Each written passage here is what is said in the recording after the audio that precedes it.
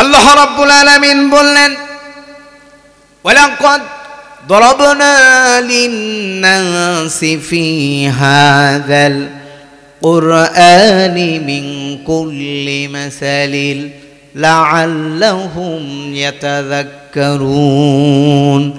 সূরা জুমারের ২৭ নম্বর আয়াত।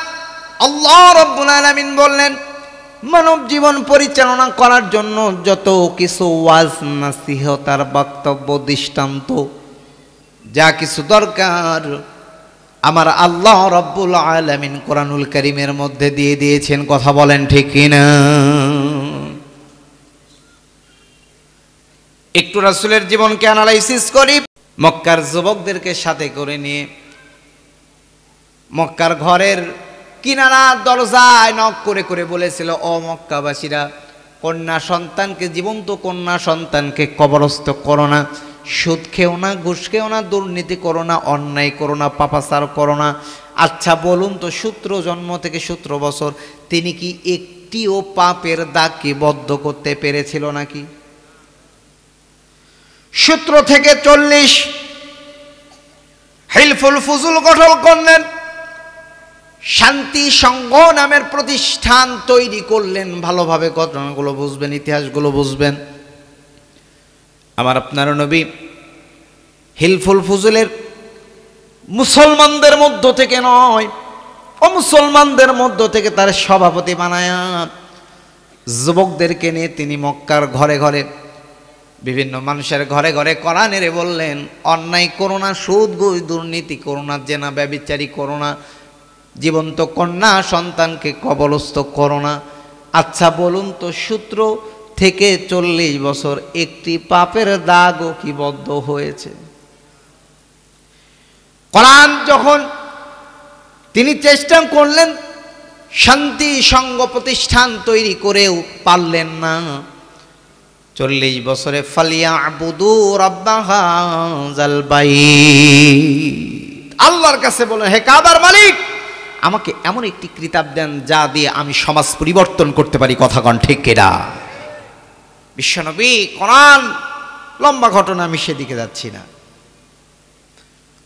কোরআন দেওয়া হলো, ইকরা বিসমি রাব্বিকাল্লাযী খালাক, পড়ো তোমার প্রভুর নামে যিনি তোমাকে সৃষ্টি করেছেন, তৈরি করেছেন। কিন্তু মা আনা বিকরি, আমি তো পড়তে পারি না। যাই হোক, কোরআন দিলেন। কোরআন দেওয়ার পরে সমাজ পরিবর্তন হয়েছে না হয় নাই? তাহলে কি দিয়ে সমাজ পরিবর্তন হলো? আল্লাহ রাব্বুল আলামিন বললেন, সূরা ইব্রাহিমের 1 নম্বর আয়াতে জানাই দিলেন, কিতাবুন আনজালনাহু ইলাইকা লিতুখরিজান নাসা মিনায-যুলুমাতি ইলান-নূর।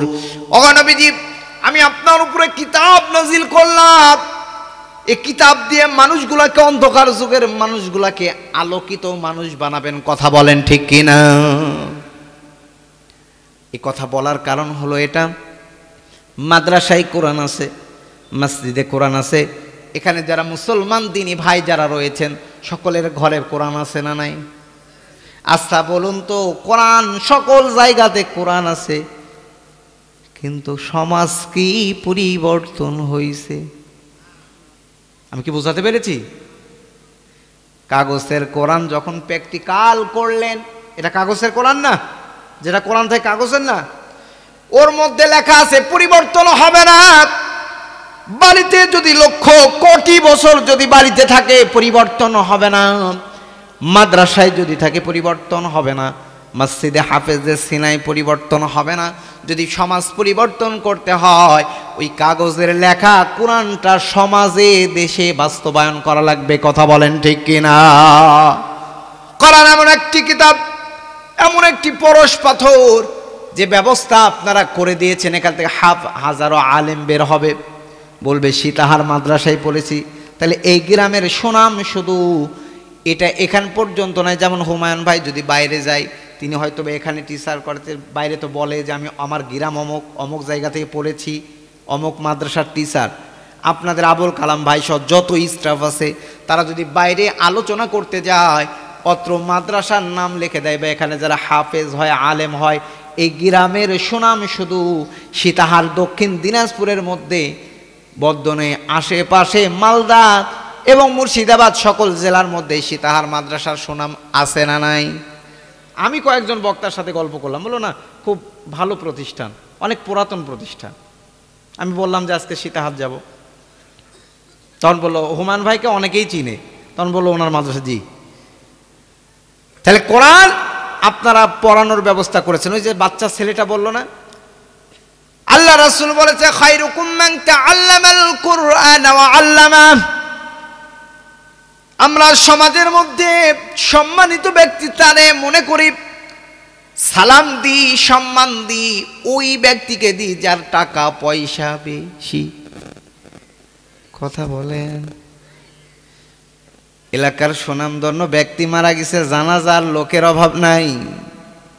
অমুক গ্রামে, পাশের গ্রামে, এই গ্রামের একজন লেবার মারা গিয়েছে, লোকের অভাব আছে না নাই?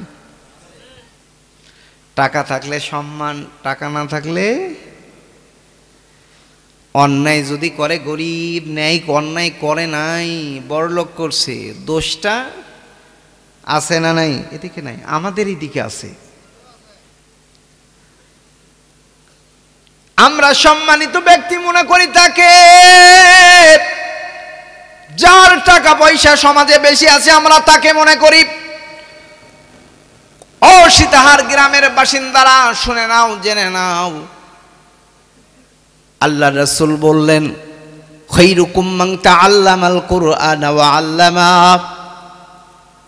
এই সীতাহার গ্রামের বাসিন্দারা রাসূল সাল্লাল্লাহু আলাইহি ওয়াসাল্লাম বললেন, হাদিসটা বর্ণনা করেছেন আল্লাহ রাসূলের জামাত, আল্লাহ রাসূলের জামাতা উসমান রাদিয়াল্লাহু তাআলা আনহু।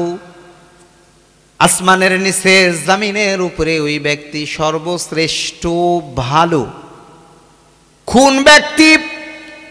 হাদিসের মধ্যে রাসূল সাল্লাল্লাহু আলাইহি ওয়াসাল্লাম বলেন, সীতাহার সহ আশেপাশে যত মাদ্রাসা রয়েছে, যত আলেম রয়েছে, যারা কোরআনের শিক্ষায় নিজেকে আগে শিক্ষিত করেছে, করার পরে তারা তালবে ইলমদেরকে, মাদ্রাসার ছাত্রদেরকে কোরআন শিক্ষা দিচ্ছে, এদের চাইতে আসমানের নিচে জমিনের উপর আর শ্রেষ্ঠ মানুষ আর কেউ হতে পারে না। কথা বলেন ঠিক কিনা?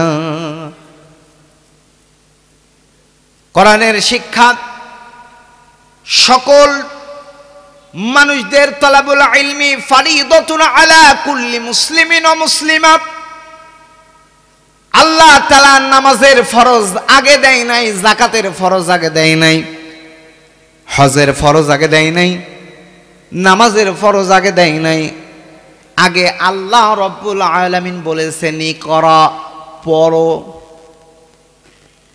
কথা বুঝেন নাই? নামাজ, রোজা, হজ, যাকাত এগুলোর ফরজ আগে না, আগে আল্লাহ বলেছেন ইকরা, আগে পড়ো, আগে কোরআনটা শিক্ষা করো। ওয়ারাতিলিল কুরআনা তারতিলা। কুরআনুল কারীম বললেন কোরআনকে তেলাওয়াত করলে শুদ্ধভাবে তেলাওয়াত করো। সমাজের মধ্যে এখানে যারা আছেন, অনেক মানুষ আছেন, অনেকে কোরআন পড়তে পারেন না, আছে না নাই? অনেকে আছেন কোরআন পড়তে পারেন, পড়াটা শুদ্ধ না, অথচ রাসূল সাল্লাল্লাহু আলাইহি ওয়াসাল্লাম বলেছেন যারা কোরআন অশুদ্ধ তেলাওয়াত করবে, আল্লাহর রাসূল বলেছেন কোরআন তাদের উপরে লানত করে, মানে বদদোয়া করে। ভাই ঠিক আছে না আবুল কালাম ভাই, হুমায়ুন ভাই?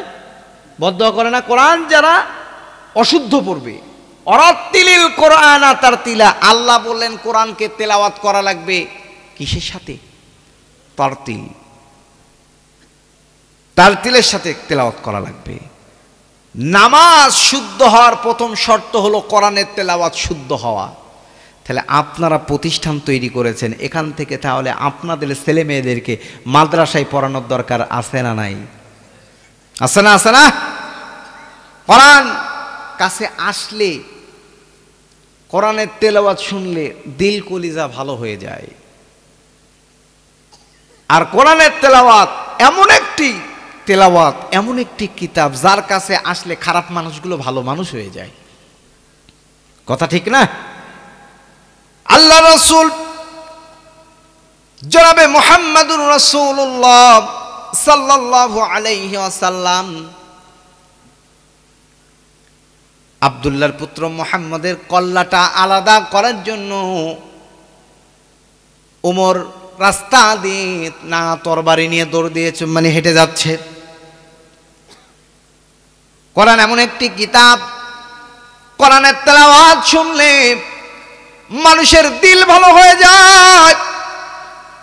এ মুসলমান মায়ের সন্তানেরা পায়ে হাত দিয়ে অনুরোধ করে বলতে চাই, মুসলমান দাবি করেন, রাসূলের উম্মত দাবি করেন, অথচ এখানে এমন মুসলমান বসে রয়েছেন 10টা সূরা বা নামাজের 10টা সূরাও মুখস্থ নাই, এরকম মুসল্লি আছে না নাই? তাশাহুদ, দরুদ শরীফ, মাসরা, কুনুত, আরো যেগুলো দোয়া আছে ওগুলো বাদ দিলাম, অনেকেই জানে না, এরকম আছে না নাই? অথচ মুসলমান দাবি করে কিন্তু কোরআন পড়তে পারে না। নামাজে যে সকল খুশু খুজুর দরকার, যে সকল সূরা, যে সকল জিনিসগুলো দরকার, এগুলো জানে না, নাম কিন্তু মুসলিম। হযরত ওমর ইবনুল খাত্তাব রাস্তা দিয়ে যখন যাচ্ছেন, পথে মধ্যে যুবকের সঙ্গে দেখা হয়ে গেল। কই যাও? বলেন আব্দুল্লাহর পুত্র মুহাম্মদের কল্লাটা আলাদা করবার জন্য যাই। বলল তুমি আগে তোমার বাড়িতে খোঁজ নাও, কারণ আল্লাহ রাব্বুল আলামিন বলেছেন, ইয়া আইয়ুহাল্লাযীনা আমানু কু আনফুসাকুম ওয়া আহলিকুম নারা। আল্লাহ রাব্বুল আলামিন বলেন, ইয়া আইয়ুহাল্লাযীনা আমানু, ওহে যারা ঈমানের দাবিদার, নিজেকে মুমিন দাবি করো, ঈমানদার দাবি করো, কু আনফুসাকুম ওয়া আহলিকুম নারা, নিজে জাহান্নামের আগুন থেকে বাঁচবা, অপরকে জাহান্নামের আগুন থেকে বাঁচানো লাগবে। ওমরকে বললেন, যাও তোমার বাড়িতে খোঁজ নাও, তোমার বোন, তোমার ভগ্নিপতি ইসলাম ধর্ম গ্রহণ করেছে। ওমরের রক্ত যেন গরম হয়ে গেল। বাড়ির মধ্যে যাওয়ার পরে তার ভগ্নিপতিকে রক্তাক্ত করেছে, মেরেছে। এক পর্যায়ে ওমরের মনটা নরম হয়ে বোনকে বলছেন, বোন কি তেলাওয়াত করো, আমাকে দাও। ওমরের বোন তেলাওয়াত করছে, তাহা মা আনজালনা আলাইকাল কুরআনা লিতাশকা। হযরত ওমর রাদিয়াল্লাহু তাআলা আনহু মনটা নরম হয়ে গেছে। কার কথা শুনে? কথা বলেন, কথা বলেন। কোরআনের কথা শুনে সেই ব্যবস্থা করে দিয়েছেন আপনারা। কোরআনের কথাই যে আপনাদের মাদ্রাসার ছাত্র 2 জন তেলাওয়াত করলো, একজন বক্তব্য দিল, একজন আরবিতে তেলাওয়াত, কিছু হাদিস বলেন, কিছু তেলাওয়াত করলেন। আচ্ছা বলুন, এটা কি জেনারেল স্কুল থেকে হতো? তাহলে কোথা থেকে হলো? এই যে পিচ্চি ছেলেটা কথা বললো, আবুল কালাম ভাইয়ের ছেলে, কয়েকটা হাদিস পড়েছে, বয়স আর কতটুক, আয়াত পড়েছে, এই 4টাখানিক ব্যাপার। ওর সমান ছেলে জেনারেল স্কুলে আছে। আচ্ছা নিয়ে আসেন তো তারে, আপনারা বলেন পারবে? এজন্য তো বলি, পান্তা ভাতের সাথে পেঁয়াজ খাইলে ঢেকুর কার উঠে, পেঁয়াজের না পান্তা ভাতের? সব শিক্ষা দিবেন, মাস্টার বানাবেন, ইঞ্জিনিয়ার বানাবেন, ডক্টর বানাবেন, সবার দরকার আছে। মাস্টার না থাকলে শিখবে কিভাবে? ডক্টর না হলে চিকিৎসা করবে কিভাবে? কামলা না হলে জমির কাজ করবে কিভাবে? কিন্তু সবার প্রথম কিসের শিক্ষা দেওয়া লাগবে? কোরআনের শিক্ষা। তাহলে না সুন্দর সঠিক একটা সন্তান হিসাবে আপনি পাবেন। কিন্তু এখন আমাদের এগুলো নাই।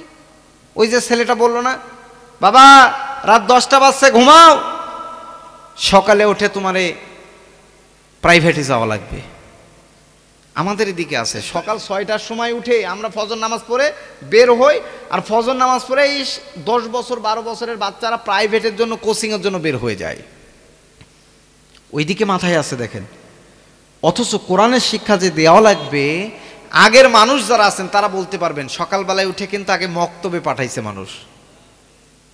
আর এখন সকালবেলায় উঠে নাস্তা হলো কিনা, বউ মনে করেন বাচ্চা নিয়ে স্কুলগুলোতে চলে যায়, আর বেচারা স্বামী বাড়ি থেকে নাস্তা বাইরে টাইরে নাস্তা করে চলে। কথা বলেন, কথা বলেন। আমাদের এদিকে তাই করে, এদিকে হয় কিনা আমি জানি না। মানে বেচারি স্বামী সকালবেলায় মনে করেন ঘুমাচ্ছে, বউ মনে করেন 7টা 8টার দিকে বের হয়ে গেল এই প্রাইভেট কেজি স্কুলগুলো, এগুলোতে ইন্টার স্কুলগুলোতে, ইন্টার গার্ডেন স্কুলগুলোতে 11টা পর্যন্ত। ওই ও বউ এই অমুকের বাড়িতে কি হয়েছে গল্পটা বলে, পান তুই খা, বাদাম খা, গল্পটা বলে যা। কথা বলেন। আমি কি কেস্তা কাহিনী বলছি না বাস্তব কথা বলছি? বাস্তব কথা বলছি। অমুকের বাড়ির বউ, অমুকের বাড়ির বউ বাচ্চা স্কুলের ভিতরে বাইরে চেয়ার নিয়ে ব্যবস্থা করে দিয়েছে। অমুক কি করেছে জানো, অমুক অমুক করেছে, অমুক সমক করেছে। আছে না নাই বলেন, আছে না নাই? বাস্তব চিত্র। আমরা আমাদের ছেলে মেয়েদেরকে আগে কোরআনের শিক্ষায় শিক্ষিত করার পরে আমরা কি করব? ডক্টর ইঞ্জিনিয়ার যা বানাবেন বানাবেন, আলহামদুলিল্লাহ, কোনো সমস্যা নাই, ইসলাম নিষেধ করে নাই। কিন্তু আগে কোরআনের শিক্ষায় শিক্ষিত করতে হবে। এতটুকু কোরআনের শিক্ষা ভিতরে থাকলে পিতামাতাকে বৃদ্ধাশ্রমে যাওয়া লাগবে না। কি যাওয়া লাগবে? উমর কোরআনের কাছে আসার কারণে, কোরআনের সহবত পেয়ে তিনি ইসলাম ধর্ম, আল্লাহ রাসূল দোয়া করেছিলেন, লম্বা ঘটনা, তিনি মুসলমান হয়ে গেলেন। আর আজকে আমাদের মুসলমান মায়ের সন্তান, আহা কষ্ট লাগে, মুসলমান দাবি করে অথচ কোরআন পড়তে পারে না। এর চাইতে লজ্জা আর কিচ্ছু হতে পারে না। কথা কন ঠিক কিনা? আজকে যারা বাইরে দাঁড়িয়ে আছে, যারা রাস্তাঘাটে হাঁটাহাঁটি করছে, যদি কোরআনের সম্মান বুঝতো, আল্লাহর কসম ওয়াল্লাহি তাল্লাহি লিল্লাহি তারা বাইরে থাকতো না। কথা বলেন। কারণ তাদের মধ্যে এই ধারণা নাই এটা যে একটা জান্নাতি বাগান। এই যে এই বাগানটা আজকে প্রথম দিবস, কালকে শেষ, পরের দিন যদি চেষ্টা করেন আর কি এই বাগানটা কি পরের দিনকে আর এইভাবে সাজবে? আমাকে কি আর পাবেন? তাহলে এটা একটা জান্নাতি বাগান। এখানে যারা কোরআনের কথা শোনার জন্য বসে রয়েছেন, আল্লাহ আপনাদের উপরে রহমত, বরকত এগুলো দান করছে। আল্লাহ রাব্বুল আলামিন বললেন, وَإِذَا قُرِئَ الْقُرْآنُ فَاسْتَمِعُوا لَهُ وَأَنصِتُوا لَعَلَّكُمْ تُرْحَمُونَ। সূরা আরাফের 204 নম্বর আয়াতে আল্লাহ রাব্বুল আলামিন বললেন, যখন বান্দার সামনে কোরআনুল কারীমের তেলাওয়াত করা হয়, কোরআনের কথাগুলো বলা হয়, ফাস্তামিউ শ্রবণ করবা, ওয়া আনসিতু চুপ থাকবা। যদি দুইটা কাজ করতে পারো, লাআল্লাকুম তুরহামুন। আল্লাহু আকবার। আল্লাহ বলেন তোমাদের উপর রহমত নাজিল করব। সুবহানাল্লাহ। কাল সকাল 9টার সময় বলিয়েন।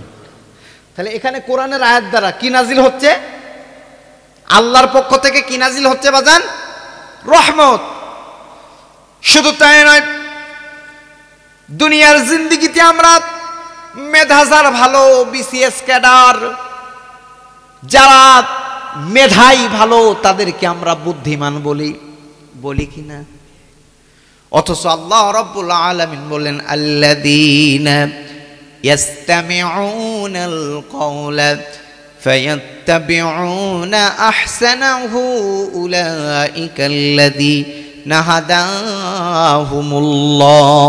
সূরা জুমারের 18 নম্বর আয়াতে আল্লাহ রাব্বুল আলামিন বললেন, তারাই বুদ্ধিমান যারা এখানে যে সকল আলোচকরা কথা বলেছে, অথচ এর মধ্যে যে কথাগুলো উত্তম ওগুলো যারা মেনে জীবন পরিচালনা করবে তারাই হলো বুদ্ধিমান। আর আমরা কি বলি? হিটলার যারা, হিটলার কোয়ালিটি যারা, মানে কোয়ালিটি আছে না কিছু সমাজে, এদেরকে আমরা বলি বুদ্ধিমান।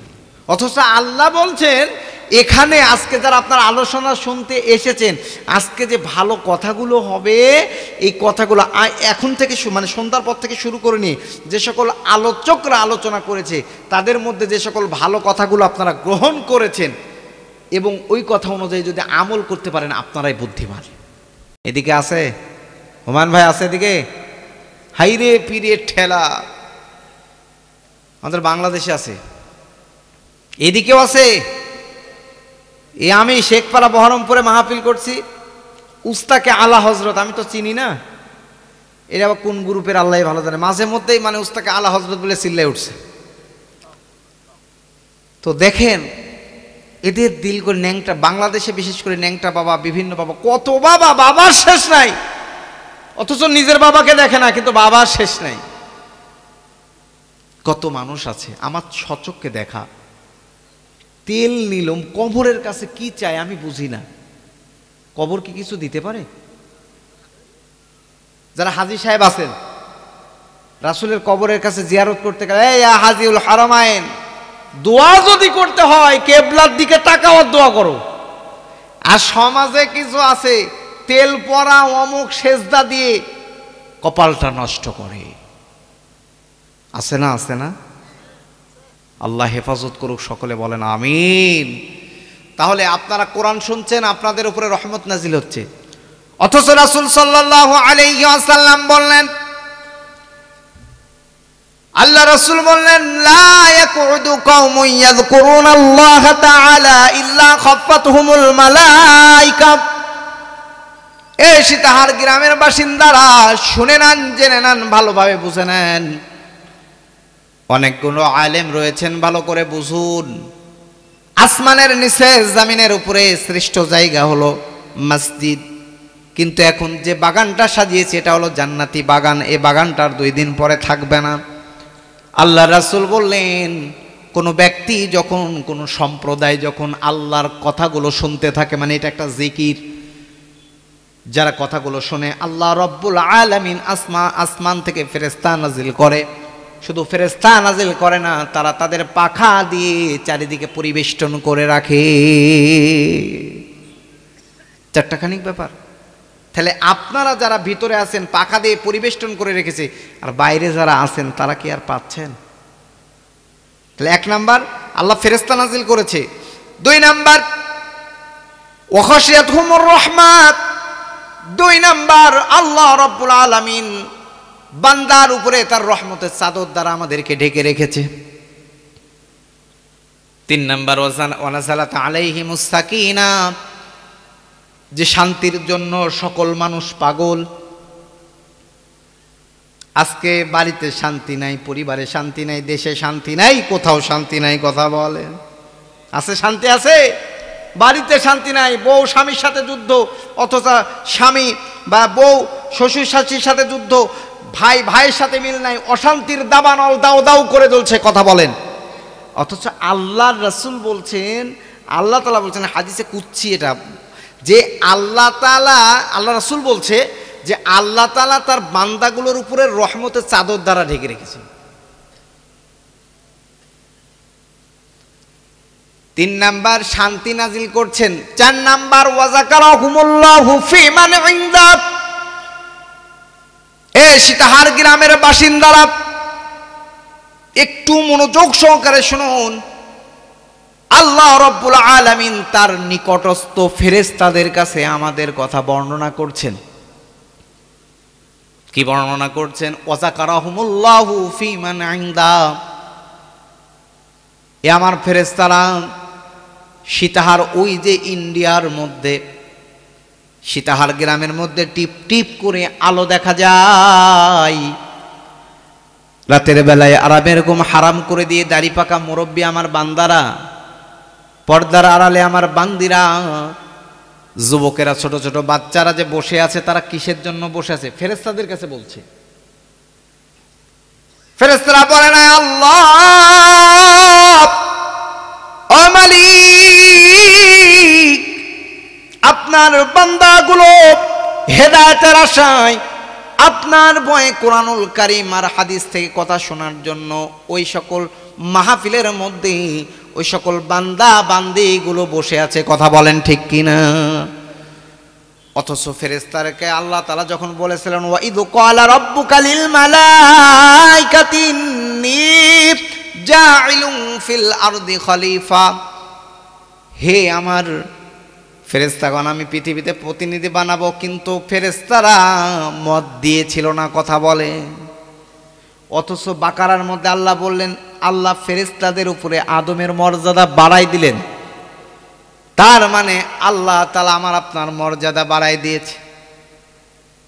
আল্লাহ তাআলা বলেন, হাদিসের মধ্যে আছে, রাসূল সাল্লাল্লাহু আলাইহি ওয়াসাল্লাম বলেছেন, আজকে মাহফিল শুনে যদি গভীর রাত মধ্যরাতে আল্লাহ তাআলা এই আসমানে এসে বান্দাকে বলে, বান্দা কার কি সমস্যা আছে আমাকে বলো, আমার আপনার জীবন গুনায় ভরা ছাড়ার কিছু নাই, যেদিকে তাকাবেন শুধু গুনাহ।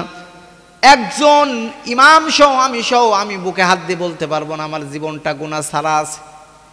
এ আল্লাহর বান্দা বান্দিরা কেউ কি বুকে হাত দিয়ে বলতে পারবেন, হুজুর বা মাওলানা আমার জীবনে গুনাহ নাই? পারবেন? অথচ গুনার কথা মনে করে যদি রাতের বেলায় যদি আজকে বাড়িতে যাওয়ার পরে যদি উজু করে 2 রাকাত নামাজ পড়ে আল্লাহর কাছে যদি বলেন, আল্লাহ নফসের তাড়নায় পড়ে গুনাহ করে ফেলেছি, অন্যায় করে ফেলেছি মালিক, ومن يعمل سوءا أو يظلم نفسه ثم يستغفر الله। পৃথিবীর রাত 10টা 11টার পরে ডক্টরেরা দেখবেন মোবাইলগুলো বন্ধ করে দেয়। আপনাদের যদি কোনো প্রতিনিধি থাকে তার বাড়িতে লক করে দেওয়া হয়। 12টা 1টার দিকে গভীর রাতে গেলে কিন্তু কাউকে পাবেন না, ডাকলেও পাওয়া যায়?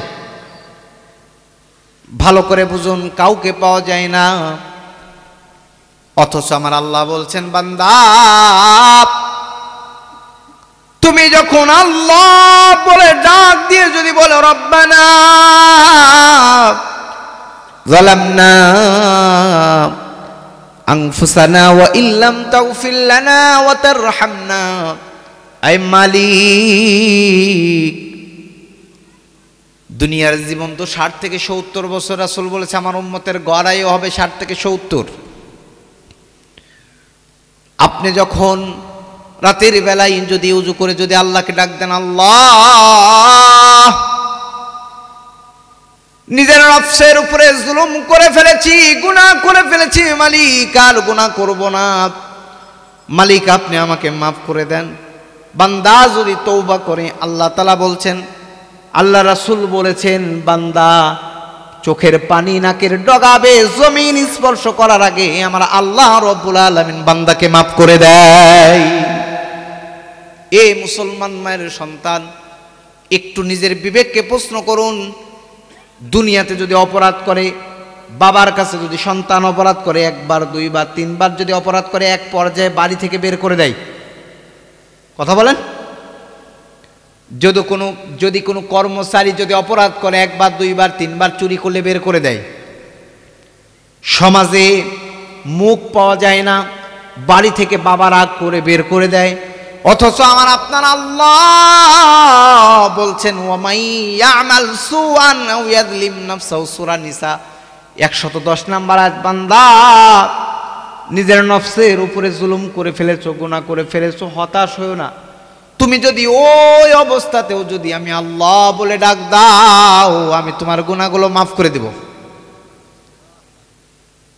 তুমি যদি ওই অবস্থায় আমাকে যদি ডাক দাও, আমাকে দয়ালু ক্ষমাশীল হিসাবে পাবা। সুবহানাল্লাহ বলবেন না? কিন্তু পৃথিবীতে মানুষ যদি অন্যায় করে ছাড় পায় না, ছেড়ে দেয়, ঘৃণিত হয়, বাড়ি থেকে বের করে দেয়। অথচ আমার আল্লাহ বলছে, বান্দা তুই যদি ওই অবস্থাতেও যদি আমাকে আল্লাহ বলে ডাক দিস, আর যদি ফিরে আসিস, তুই ওই অবস্থাতেও আমাকে রহমান, দয়াবান, ক্ষমাশীল, পরম করুণাময় হিসাবে পাবি। সকলে বলিস সুবহানাল্লাহ। এমন আল্লাহ পেয়েছি। আজকের মাহফিলটা দেখেন, তাহলে ফেরেশতাদের কাছে আল্লাহ তাআলা, তখন ফেরেশতারা বলে, তাহলে আল্লাহ তাআলা কত ভালোবাসে আমাদেরকে। অথচ এই বান্দাগুলো, এই যারা আসছেন, এশার সালাতটাও পড়েন না, এরকম আছে না? নাই? আছে না? আছে না? আজকের মাহফিল থেকে আমি আমার যুবক ভাইদেরকে বলছি, আরে আমরা কত মুনাফিক, যে সকল চাচারা আছি, অনেকে আছি আমরা নামাজটা পড়ি না, পড়ি কখন? জুমার দিন পড়ি। আরে মুনাফিকের লক্ষণ 4টা, তার মধ্যে হিসাব একটু করেন। আলাস্তু বিরব্বিকুম, রুহের জগৎ, কলু বালা, সকলে বলেছি। এটা কি শুধু মুসলমানরা বলেছিল না সকল রুহ বলেছিল? কথা কয় না। সকল বলেছিল। আবার কি নামাজে যাই ইয়াকা নাবুদু, আমি তোমার ইবাদত করি, ওয়া ইয়াকা, আল্লাহর কাছে আপনি জুমার নামাজ পড়তে যাই বলেন আল্লাহ আমি তোমার ইবাদত করি। এখন ইবাদত কি শুধু জুমার নামাজটা ইবাদত? কথা কয় না। না জুমার নাম আলোচনা কি বোঝা যাচ্ছে? জুমার নামাজটাই কি ইবাদত? জুমার নামাজের ফজিলত আছে, স্পেশাল একটা দিন জুমার দিন।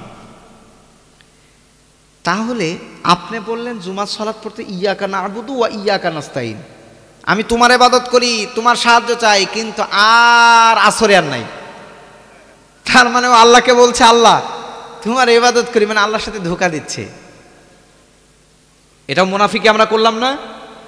তাহলে আমরা যারা সালাত আদায় করি না, আমি বাংলাদেশ থেকে আপনাদেরকে এই কোরআনের কথা হাদিসের কথা বলতে এসেছি, আমি কি আপনাদেরকে অনুরোধ করতে পারি না, ও আমার মুসলমান ভাইরা, তোমার কবর এমন একটি জায়গা, এমন একটি ঘর, কাউকে রেহাই দিবে না।